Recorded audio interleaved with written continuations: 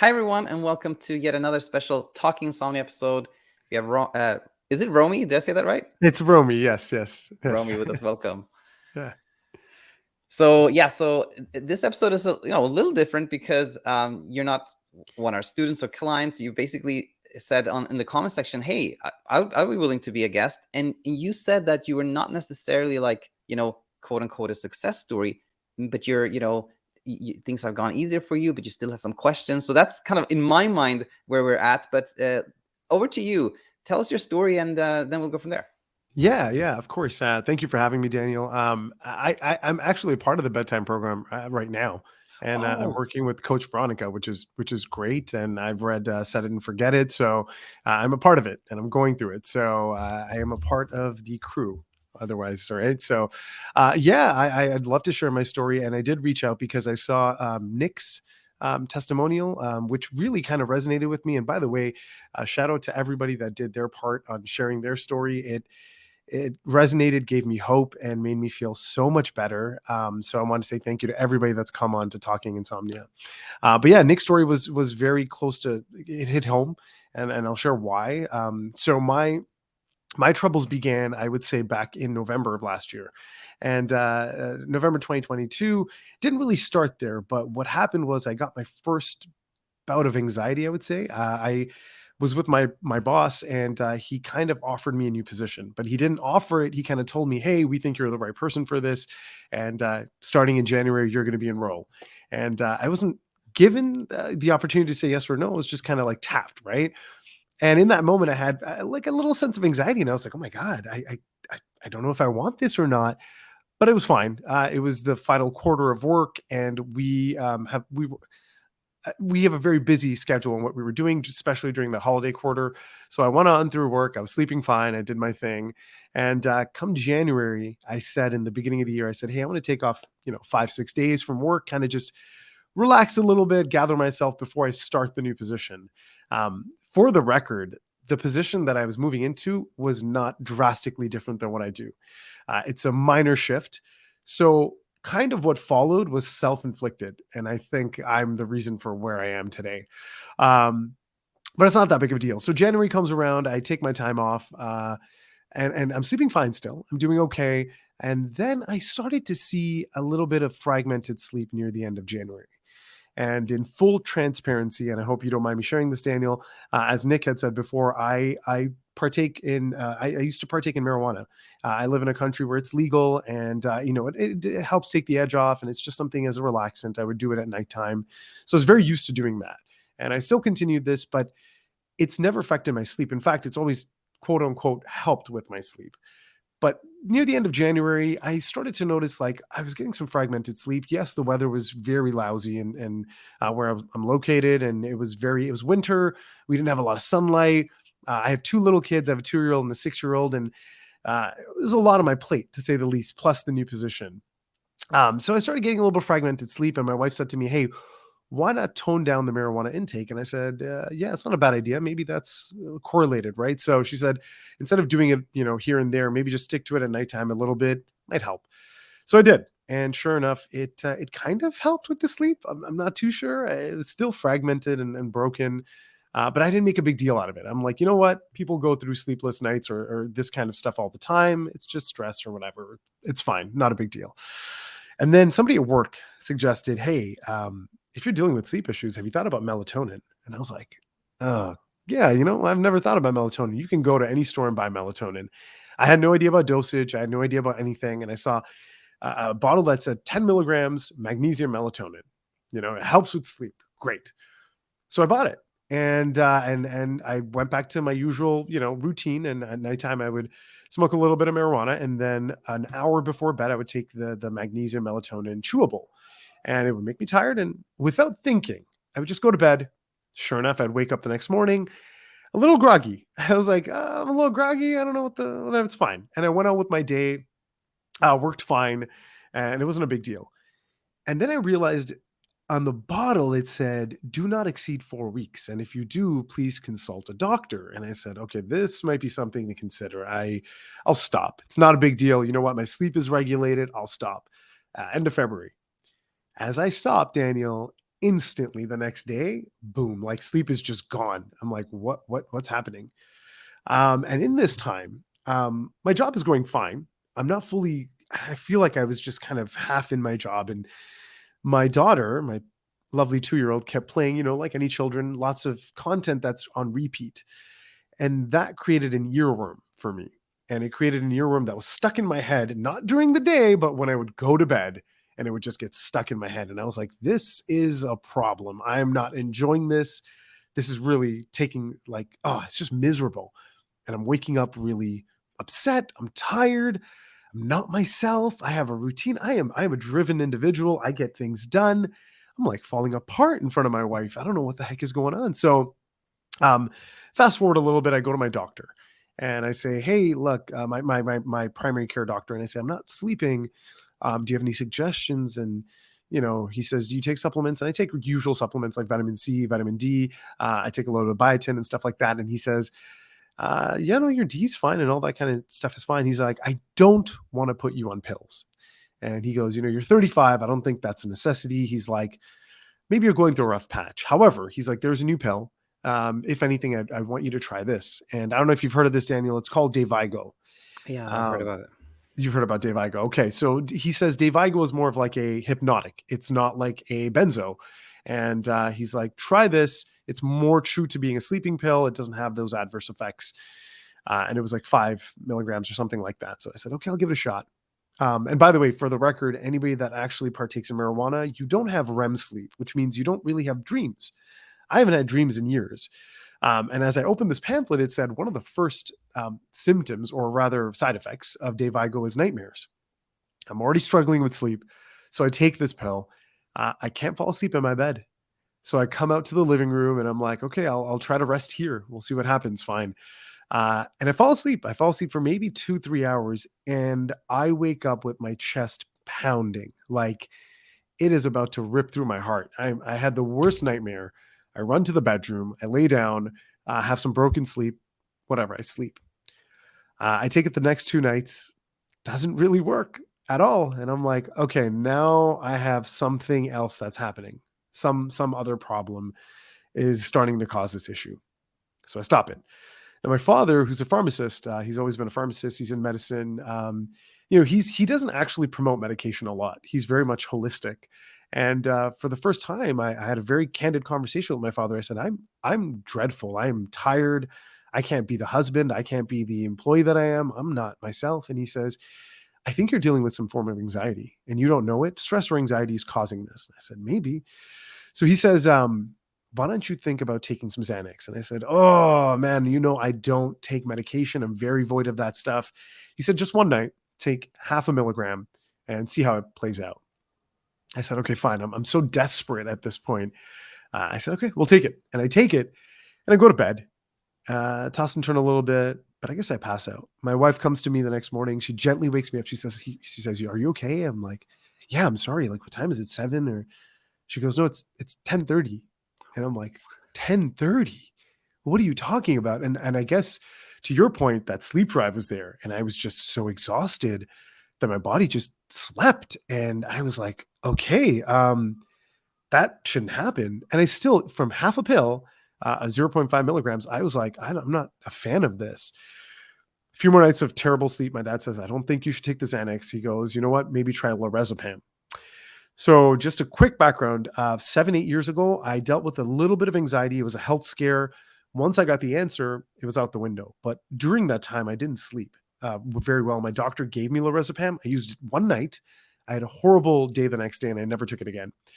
This time, my father gave me 2 milligrams of lorazepam. I took it. I slept 6, 7 hours straight on the couch. And I went back to my primary doctor and I told him, and my doctor was like, "Dear God, no, 2 milligrams is just way too much." He's like, "You shouldn't be taking that first off." And he's like, "If anything, it should be maybe 0.5 milligram." I said, "Okay." And I said, "Do you want me to take it?" And he said, "No." He goes, "I'm genuinely thinking this is in your brain." Like, my doctor was very transparent and I truly thank him for that. And he's like, "I don't want you to do that." He's like, "Maybe take a different approach." And at that time, I didn't realize he was talking about CBT-I. So, right, and he also asked me, he's like, "What were you doing to fall asleep?" And I said, Nothing different, but I used to smoke some marijuana, and then I would take 10 milligrams of melatonin. And he says to me, he goes, "Why don't you go back to doing that?" And I'm like, "Well, I'm still smoking the marijuana, but I don't want to take the melatonin. I that grogginess, and I don't want to be reliant on this." So he says, "Okay." So fast forward a little bit. It's the end of March. It's March 28th. I'm still struggling with sleep. Me and the wife go out to watch a film. I think we went to watch John Wick or something in theaters. And we were outside prior to the film. We partook in a little joint. We didn't even finish it, just a few pulls here and there. And that was the first time I think in my life I got a panic attack or an anxiety attack from it. I was sleep deprived. I looked like, you can see my eyes right now. I'm very alert. Daniel, I was like this the entire time. I was not in a good place. And I had this panic attack. There was a group of teenagers around us talking about some stuff that really made me feel uneasy. Anyways, we went inside, we grabbed some food, we went to the theater. And as we're watching the movie, my heart is racing like crazy. I wear an Apple Watch, and I'm like, I got a message saying your heart rate is really high. My wife looks at me, she's like, "Are you okay?" And I'm like, "I don't know." And all these thoughts are running through my mind, these intrusive thoughts, thoughts of the past. She grabs my hand to just calm me down, and we're watching the movie, and she goes, "I can feel your heart through your hand." And I'm like, "Dear God, what is going on?" And in that moment, Daniel, I don't know what happened, but all the past mistakes I made in my life, or the things I never shared with my wife, came like rushing back to me. I'm lacking sleep. I'm having this anxiety attack in a movie theater. And I'm like, my God, what is going on? So movie finishes. We go home again, horrible sleep the entire night. And the next day I wake up with jolting anxiety. Like my arm is burning. And I keep telling myself, you know what? I'm not going to get through this unless I tell my wife things that I've, kept from her, let's say. So we had a very candid conversation, and I told her a bunch of stuff, and I was very transparent with her about things, and we worked through it, and we're still working through certain things. And I started seeing a therapist. I started seeing a therapist to kind of deal with the anxiety and the sleeplessness, and he calmed me down and helped me out. And I told my doctor, I said, "You know what? I hope this isn't something physical. Do you mind if I do my yearly blood work?" And he says, "I don't think it's anything to do with you physically, but I'm not going to stop you." So he says, "Let's get your blood work done." At this point, it's April, the beginning of April. And I said to myself, Daniel, I'm like, I'm done with marijuana. I don't need it. I want to stop. I want to go back to sleeping normally. I don't need this, this thing to fall asleep anymore. And I stopped. April 5th, I stopped. One of the things I didn't realize, and a very common withdrawal of marijuana, is insomnia. Everybody goes through insomnia and heavy levels of it because our brain chemicals are used to a certain way of falling asleep. I had no idea. I'm already dealing with what I was dealing with before. Now I have no melatonin, and now I've completely stopped the marijuana usage. So, the one you talk about in your book, the big one, it happened that week. Like, I remember going to bed and I couldn't sleep. I slept maybe an hour, got so frustrated. I got up, went to the living room, tossing, turning, hating myself as a person. I'm like, what is happening to me? I stayed up the entire night watching dreadful documentaries on TV, and just in a very bad headspace, very, very bad headspace. I have never felt that level of depression or anything. I've never had depression. I've never had anxiety. It's all stemming from like this lack of sleep. And the next morning is when I had to go for the blood work, and I fasted from the night before. So, Daniel, I still remember going to do this blood work, and I'm there standing in line. I am not a human being. Everything is irritable to me. I'm driving, and I'm a zombie.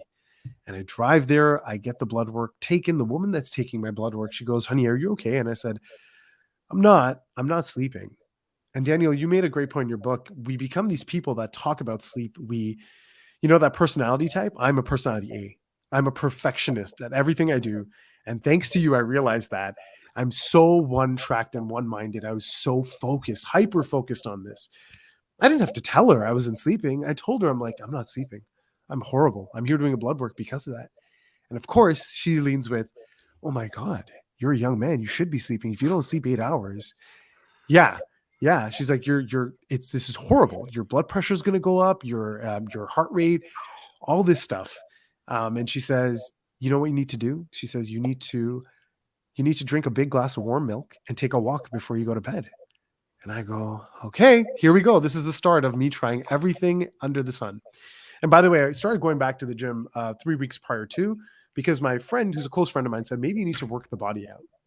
You need to get tired. And I used to be in the gym. Life got caught up and I stopped going to the gym. But I started going to the gym for the wrong reasons, Daniel. I started going with the intent to sleep, which has shifted since then, and I'll share with you. But yeah, so she says, drink milk and walk and all this stuff. And all right, fine, I'll try all that. Lo and behold, none of that works. In fact, the day we went to the movies, my friends had said, get magnesium glycate. It'll help you sleep. Magnesium did the total opposite for me. Magnesium, and maybe it was just in my brain, I was restless the entire night. I could not sleep. So I didn't take it. I was like, I'm not going to do this. It's not helping me. In fact, any night I get some sleep or some semblance of sleep, it's taking it away from me. I'm not going to do that.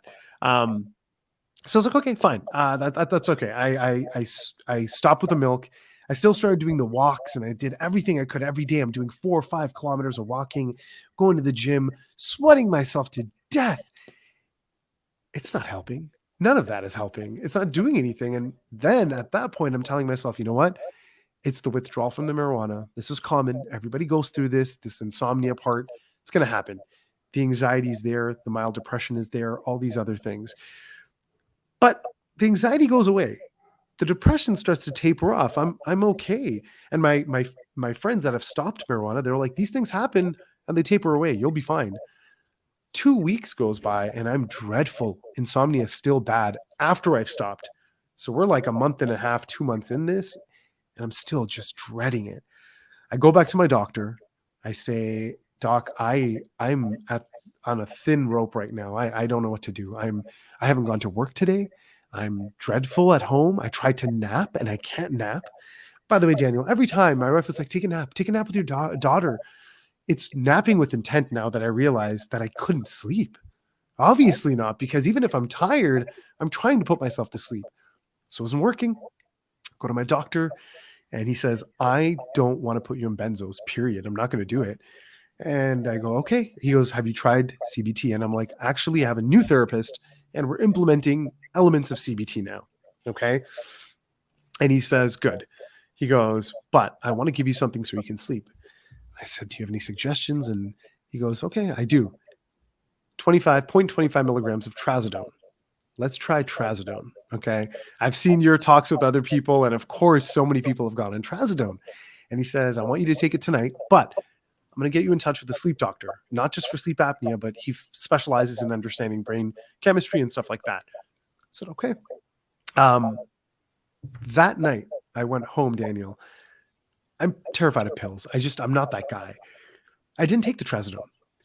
That night I fell asleep in bed with my arm around my wife and I passed out, Daniel, at 12 o'clock straight till 4:30 in the morning. I woke up. I was like, what? Closed the window because the birds were chirping. I went to use the washroom, came back to bed, and I'm like, I'm not going to sleep. Passed out till 6:30. Daniel, I had no idea what happened. No pill. I didn't take it. And that moment, I'm like, there's something wrong with my brain. There's something here that is beyond medication, beyond anything that's going to help me with this problem. And I'm like, I don't want to take trazodone. But okay, whatever. Sleep doctor calls me the next day, says, hey, we're going to set up an appointment, goes through what's going on with me. I give him the synopsis. And he says, I think you're not necessarily dealing with anxiety. Yeah, that's there. He's like, I think you're dealing with sleep anxiety. And I think we should still do a sleep test just to see how you're doing. However, I'm going to prescribe you something. Go to your pharmacist and pick it up and send it directly to them. I go to my pharmacist. Sure enough, it's the exact same thing. It's half a pill of trazodone. I'm like, I'm not going to pick it up. I already have it at home. It's fine. So, okay. At this point, I'm talking to my therapist. He says we should look at CBT in a certain way, right? Nothing too aggressive, but a sleep schedule. You go to bed at this time. You wake up at this time. No blue lights, no phones, no TV. And Daniel, before this, me and my wife used to watch TV before bed. No problem. Go to bed. Perfectly fine. I didn't scroll my phone a ton, but I was there. Excuse me. And I said, okay, what should I do? He goes, read a book. My wife is huge into books. And I said, my wife is so excited. She's like, let's do it. And earlier that month, she got me a 5-minute journal and to kind of like gratitude journal, stuff like that. Again, I realized I was doing the gratitude journal with intent to have better dreams at night or something.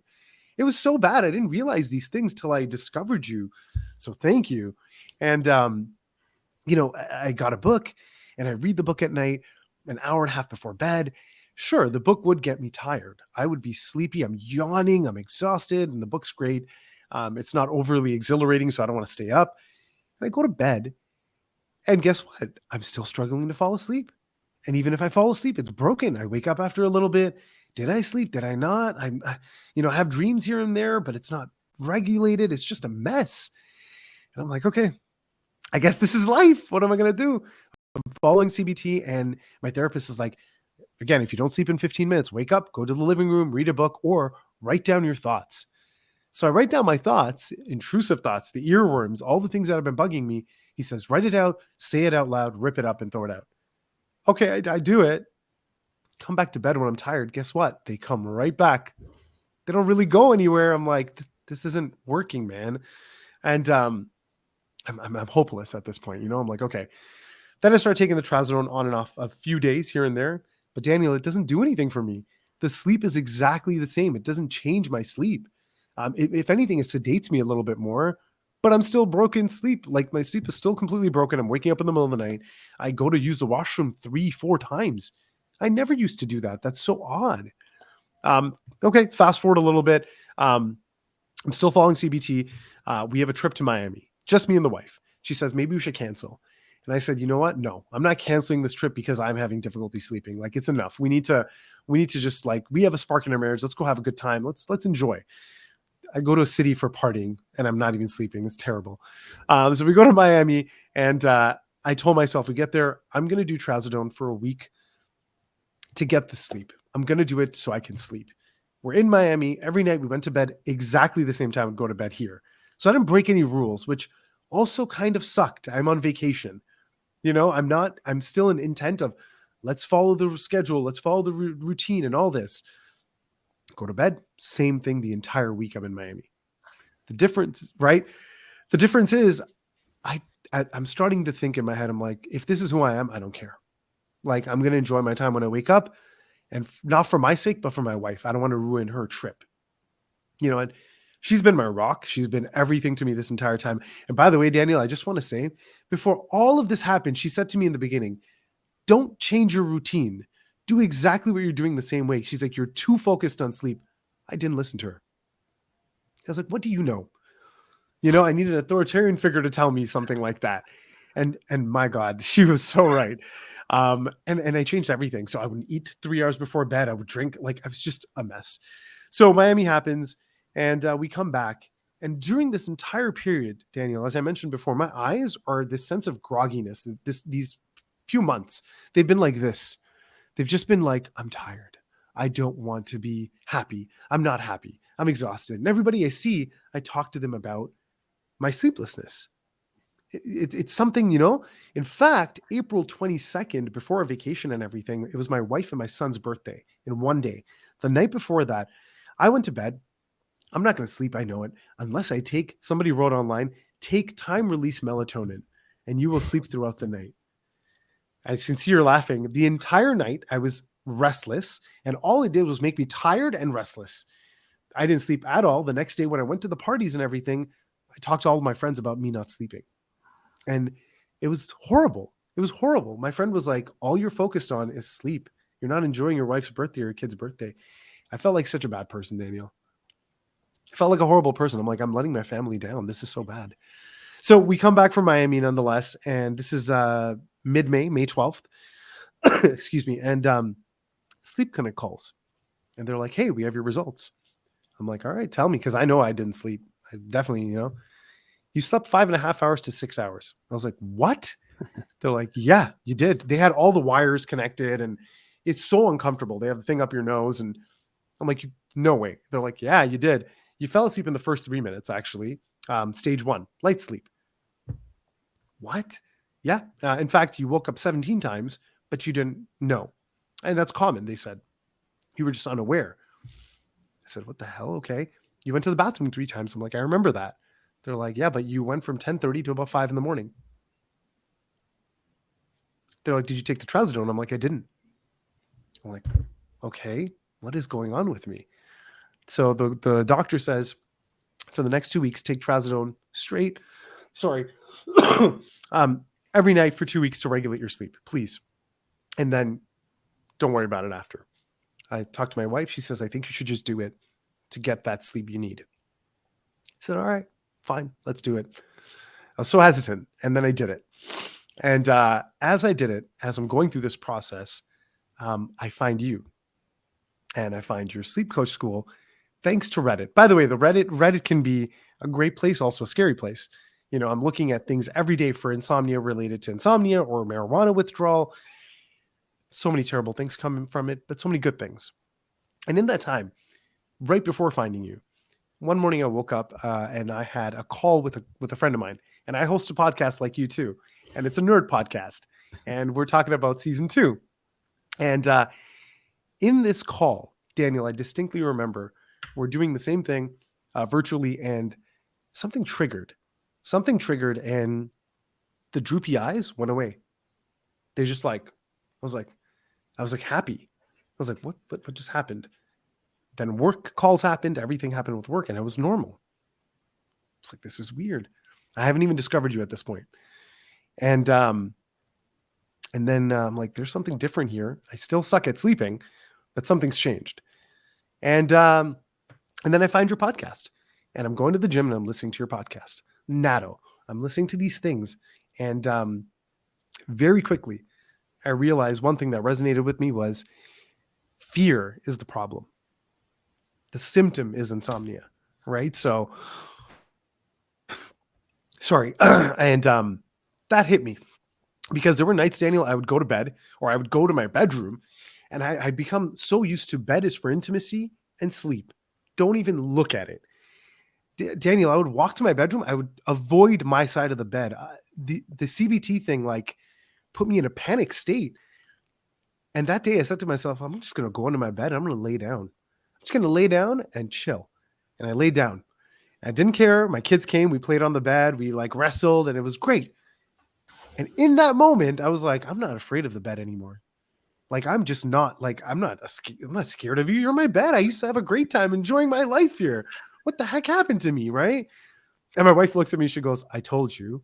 Because she would say, read the book in bed. But my therapist was like, don't do that. Read the book in the nook of your living room in a dimly lit space, you know? Because my wife would say, if you're reading a book and falling asleep, just do it in bed. And I didn't take that advice. So listening to you and saying that fear aspect shifted my thinking. And befriending wakefulness. If you're going to be awake, don't freak out. If you want to lay in bed, rest, take it in, or go watch a show.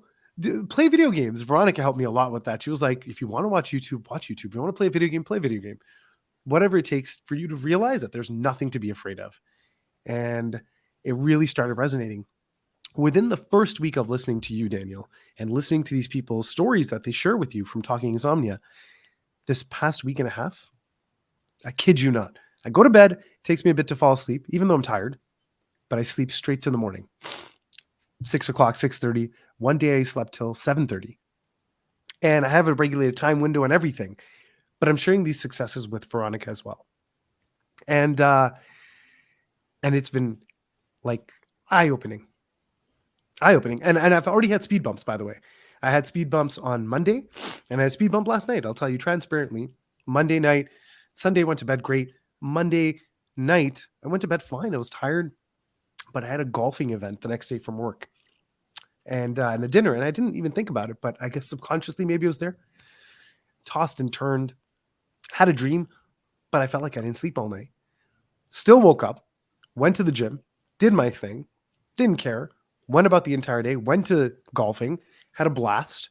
Was I tired? Yeah. Did I have some brain fog driving home? Yeah. But it was fine. Got home that night, and you know what, Daniel? For the first time in a bit, I had an episode of sleep anxiety. I was tired, but I went to bed, and I'm like, why am I not sleeping? I'm so tired. I need to sleep. I have to sleep. And my heart started beating a little bit. I started doing this deep breathing and stuff. But somewhere in there, I passed out. And woke up at 6:30, and I was like, okay, that's good. That's good. And then last night, another speed bump, maybe because I was anxious to talk to you. I don't know. Maybe not. Maybe I wasn't even focused on you, Daniel. Not that saying you're not a great guy, but last night I tossed and turned a lot. I was up on the hour every hour. I did have a dream, which means I slept. I did go to the bathroom twice, and then my wife this morning, she goes, "You were definitely sleeping." I'm like, "Are you sure?" She's like, "You were." I'm like, "I was up all the time. I could even hear the birds chirping. Like I wasn't sleeping the way I slept last week." She's like, "Trust me, I woke up. You were out." I was like, "Okay, fine." But even then, when I woke up, I told myself, I was like, "Whatever. I'm gonna continue with my day. What the hell am I gonna do being mad about it? It's fine." Wow. And then tonight, if I sleep, I sleep. And if I don't, we'll work on that. I'm just going to go to rest. So it's been a journey. But I do want to say, like, Coach Daniel, finding you, like, really opened up my eyes. Everything that we've been taught is so, I don't want to say wrong, but it's this fear factor. Like, oh my God, my blood pressure, my heart rate, you're going to have so many issues. Daniel, this thing, I was using it to track sleep. That became an issue too. Why am I doing this? Every day I was checking my heart rate. My poor wife, she's like, "Stop it." And this past few days, I told myself, I'm not going to check my heart rate. I'm not going to do it at all. Heart rate's fine. I went to my doctor. I'm like, "Can you do my blood pressure?" He goes, "You're fine. Everything is fine." And it's all these things we've been subjugated to and taught, and we've been educated about, quote unquote, your health. Yeah. It scares you, So yeah, you've given me hope, and Oh my this God. is where I'm at. Thanks so much for sharing, Romy. And once in a while this happens where I have a guest where I'm just like, I don't need to interject. I don't need to comment. I don't need to direct. You're just like an amazing storyteller, whether that's kind of like, just by Thank nature or by, the fact that you have a podcast, etc., which I wanted to ask about because I saw the microphone and everything. But anyway, you told a story in such an amazing way. And there were, a few things I just wanted to comment on. Firstly, of course, is I'm so glad to hear that things are getting easier and that you found, our channel and our content.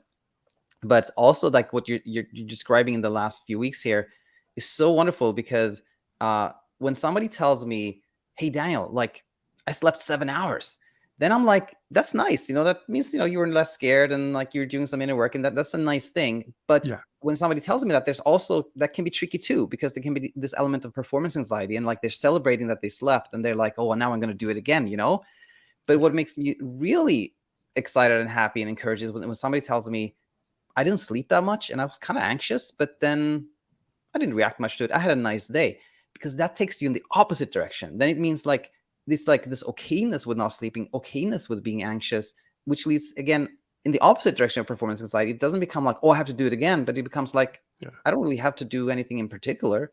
And then like we're backing away from the struggle, we're leaving the struggle. So yeah, really, really glad to hear these things, Romy.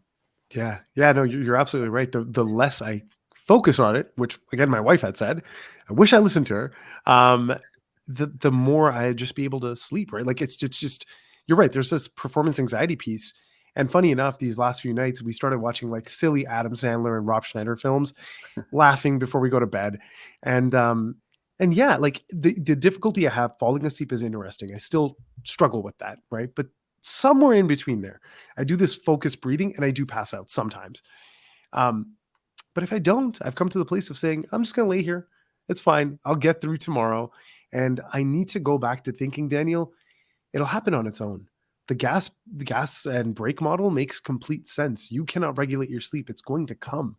Yes. And I'm not going to lie to you. I did stop reading books for now, minus your book. I've been reading that for sure. I'm not doing that at night. I put the gratitude journal aside. I told my wife, I'm like, it's great, but I had all this intent for sleep using this stuff. I want to get rid of that. I'm not doing that. I started eating little snacks at night. I used to stop eating because I was like, no, I can't eat. I shouldn't. I won't be able to digest my food if I don't sleep tonight. That's what I was told. No, I go to the washroom just fine. Sorry, TMI, but these things, right? Like I didn't know that. So I'm trying my best to not think about it ever again. And in fact, when I go out and I see friends in social settings or I go to work and stuff like that, I'm not even talking about it. It's not even a thing anymore, right? I'm not shying away from it, but I don't need to discuss it anymore. I think that's really, really helpful. And I think, just a little quick little side comment here is that I think it's really nice that you were willing to, be a guest here in this place where like this is still sort of unfolding. I mean, you're in a Yeah. much more enlightened place than you were not long ago, but you Yeah. still, this process still unfolding. And what I see, what I hear now is that you have this clarity that, aha, now I understand why, the journaling was maybe not so helpful, and, going to the gym with the intent of making myself tired so I Yeah. can sleep. You're identifying these efforts clearly. And then when you do that, it can actually be fairly easy, fairly kind of like low hanging fruit to just say, I'm not going to do that anymore. This is an effort. I'm just going to leave that. Yeah. Now, and that often really, really, you can often see that's helpful. It's kind of like you're showing the brain that there's nothing to be afraid of. I don't have to try. Really, really nice. Now, the tangible efforts, which is kind of like the book, the pill, the thing that we can kind of like, that is tangible. Those are kind of easy, fairly easy to identify that, oh, Yeah. that has become an effort, and fairly easy to also let go of. Like, I'm just not going to do that. Mhm. Then we come to these kind of like, what do we call like semi-tangible efforts, which is like, I'm meditating so I feel good. Maybe not. Maybe it's actually kind of like, it's not super tangible, but it's kind of like Yeah. we do some kind of lifestyle change, hoping it will help. And then they're also, somewhat easy to see and somewhat easy to like kind of change our intent around. The tricky ones become, and I don't know if you experienced this or thought about it, but the tricky ones become the kind of intangible ones, when it's kind of like mind control, which is like, oh, I'm going to not think of anything. I'm going to have a blank mind. That's the tricky one, because some people don't see it. They don't realize that is also an effort. But yeah, does it resonate with you? Oh my God. Thank you for saying that. When I told one of my close friends, like, hey, I was struggling with this, he says, why don't you just think of nothing when you go to bed? I just think of nothing and I go to sleep. I'm like, how's that possible? Now, maybe when I was under the influence of marijuana, maybe I didn't, or maybe I didn't even think about it because it just knocks you out. It's a sedative. But I have thoughts. I think about random things, and nothing about that gives me anxiety. There was a point where I told you about the earworm, the songs that would get stuck in my head, which Veronica could relate to, thank God. But random thoughts of images and things I've seen throughout the day, they would race through my mind just nonstop. I couldn't like locate one thing, and then I started doing this whole like, let me focus on the things that matter to me, my wife, my kids, and sometimes it would work. I would fall asleep. Now I'm in a place where I'm not thinking about anything, but nothing's really racing through my mind anymore. I just let it be. But they were like, think of nothing. I'm like, that's also an effort. Yeah, That's it so is. hard. How can I not think of anything? Yeah, nobody can do that. It's totally an effort, and people are in the illusion that. And the funny thing with this is that the illusion, the way it becomes an illusion is that people actually, let's say, for example, they go to bed and they're like, whatever thought happens is fine, and Yeah. then we don't, then we fall asleep easily, and but they can think like, oh, I went to bed thinking of nothing, I achieved that. But in reality, it was like the absence of trying to think about something, or not trying to think about it, led to a place where thoughts are just fleeting. And I think Yeah. that you're seeing that too now. Like before, when you were kind of deploying some effort, trying to have some control over maybe thoughts and feelings, etc., we had these racing thoughts. But now you're much more in a place where, like, if I think about that's okay, if I think about this is okay, like I'm not trying to control it. And then thoughts just come and go, they become fleeting. Yeah. It's Right. acceptance too, right? That's one thing I've learned is like that song. I was like, okay, if you're gonna be here, let's just roll with it. And then it just left one day. It was like, I don't want to be here anymore. Right. And I thought it was Exactly. crazy, by the way, when I had the earworm. I was like, I've lost it. I've lost my mind. Oh my But god. right. And then I've just said, okay, I'm gonna accept it. And yeah, now it's not like something I particularly think of. I hope I can overcome the effort it takes me to fall asleep sometimes. Like it can be a bit of a struggle, but like you said, it's a journey and I'll go through it. And I'm sure eventually it'll come to a place that's normal. Like I said, I had no REM sleep for years. I didn't, simply because of the usage. And now I have dreams every night, and it is scary but incredible, and I welcome it and I love it, which also signals you're sleeping. You are sleeping, man. So I'm happy about that, man. And I can't wait to do a recap with you, in a year from now and see how my journey's progressed. But it's been great. It's been great. And talking insomnia has helped me a lot. And it's funny, how you say not to focus on sleep and all that. And I find myself in a place watching your content. And I'm like, why am I watching the content? I need to stop. I need to stop because this is making me think about it. But it's also so like helpful and calming in a way, right? And it's not the last thing I think about before I go to bed. at all. So No, I think that brings up that I get that question often. Actually, people very very much in the place where you're at, where people are like, I actually understand things quite well now, but I still like sort of binge on your content. Like, should I stop doing that, Daniel? Is it too much? Like, and I always say, like, if you just find some comfort in it, maybe you learn a thing here and there. I think it's totally fine. It's the tricky thing can be when somebody finds like it becomes like the kind of like escape for anxiety again. Like, oh, I'm feeling anxious. I need to listen to Daniel's channel so I don't feel anxious.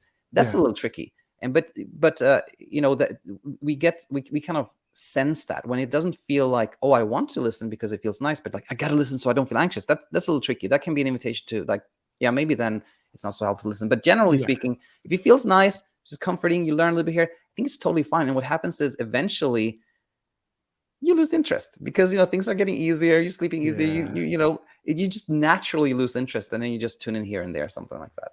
That's so true. I figured that would be, and that's of course in anything, right? Like once you lose interest, it's not a thing. And I'm going to be fully transparent with you in the audience. Me and the wife have been very transparent with each other. Yes, we stopped. I stopped smoking marijuana, but we'd like to be in a place in the future where we occasionally do it and not have to worry about panic attacks and all this, and not depend on it.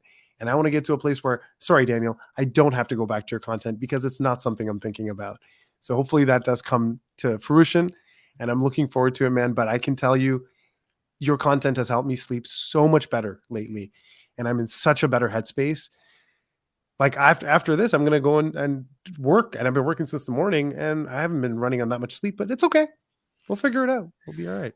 Amazing. It's so wonderful. And I think let's do this pinky promise here that we'll do a follow-up episode in I don't know, a couple of months, a year, I don't know, something Yeah. like that. But I will there's basically I'll maybe leave it here that you're on a really nice trajectory. You're seeing things very clearly. There are things that we've talked about where I could see somewhere that there's kind of like room for kind of even more clarity down the line. But I want to say, like, let's let the journey unfold. I think you're on a really nice trajectory, and let's do this again, and then we can like reference to this episode and see what has changed for that. But I'll really look forward to that. But before that, I want to say, like, this has been super helpful. I think Thank you. so many in the community will relate to your story, and yeah, can't wait to do that follow up again. Yeah, me neither. I'm looking forward to it. Pinky promise. I'm open to it. Yeah. Yeah. All right. Did you have any more questions or? No, you said it so nicely. So no more questions. I'll just say again, thanks to you, and thanks for everyone to tune in, and look forward to seeing you back again. Thanks, Daniel. Appreciate it.